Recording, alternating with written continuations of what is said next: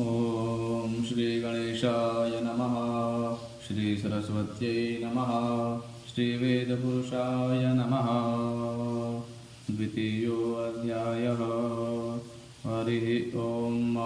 सहस्रशीर्षा पुरुषः सहस्राक्षः सहस्रपात्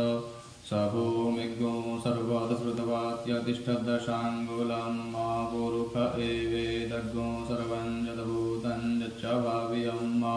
भूतामृद्वशेषानो जदं येनातिरोहति एतावानस्य महिमा त्वज्यायांश्च पुरुषः पादोऽस्य विश्वभूतानि त्रिपादस्यामृतं दिवि त्रिपादोर्ध्व उदयत्पुरुषः पादोऽस्येह भवत् पुनः ततो विकुं विक्रामत्सासनानसने अभि ततो विराटजायत विराजो अधिपुरुषः स जातो अत्यरिच्यत पश्चात् भूमिमतो पुरः तस्मात् विद्यां सर्वभूतः समृतं त्रिकदाज्यं मा पशुंस्तांश्चक्रे वायव्यानारण्या ग्राम्याश्च जे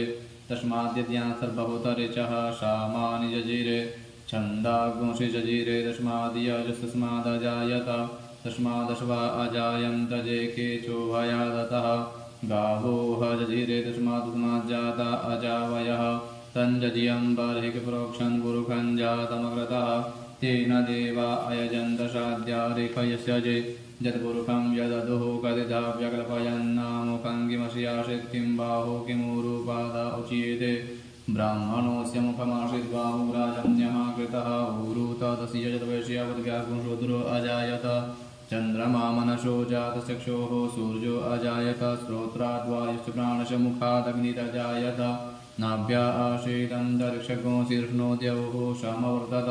तद्भ्यां भूमृतिसह श्रोत्रात् तथा लोकान् अकल्पयन् यत्पुरुषेण हविखा देवा जज्यमतन्वद वसन्तोऽस्यासीदाज्यं ग्रीष्मैतमः शरद्भिः सप्तास्याशन् परिदयश्रीः सप्तशमितः कृताः देवा जज्यन्तन्वानावदनं पुरुषं पशुं जज्येन जज्यमयजन्त देवास्थानि धर्माणि प्रथमान्यासन् ते हनाकं महिमानः सजन्त यत्र पूर्वे साध्याः सन्ति देवाः अद्भ्यः संवृतः पृथिव्यैरसा च विश्वकर्मणः समवतताग्रे तस्य त्वष्टापि तद्रूपमेति तन्मर्त्यस्य देवतमाजनवग्रे वेदाहमेतं पुरुषं महान्तमादित्यवर्णन्तमशः परस्तात् तमेव विदित्वातिमृतिमेति नान्यः पन्था विद्यते यनाय प्रजापतिश्चरति गर्भे अन्तर्जायमानो बहुधा विजायते तस्य योनिं परिपश्यन्ति धीरास्तस्मिन् हतस्त्रिभुवनानि विश्वा जो देवेभ्य आत्मति जो देवानां पुरोहितः पूर्वो जो देवेभ्यो जातो नमो रुचाय ब्राह्मणे रुचं ब्राह्मञ्जनयन्तो देवा अग्रे तदब्रुवन् जस्त्वैवं ब्राह्मणो विद्या तस्य देवा असन्वसे श्रीष्यते लक्ष्मीशवज्ञा वहोरात्रे पार्श्वे नक्षत्राणि रूपमस्मिनौ व्यात्तं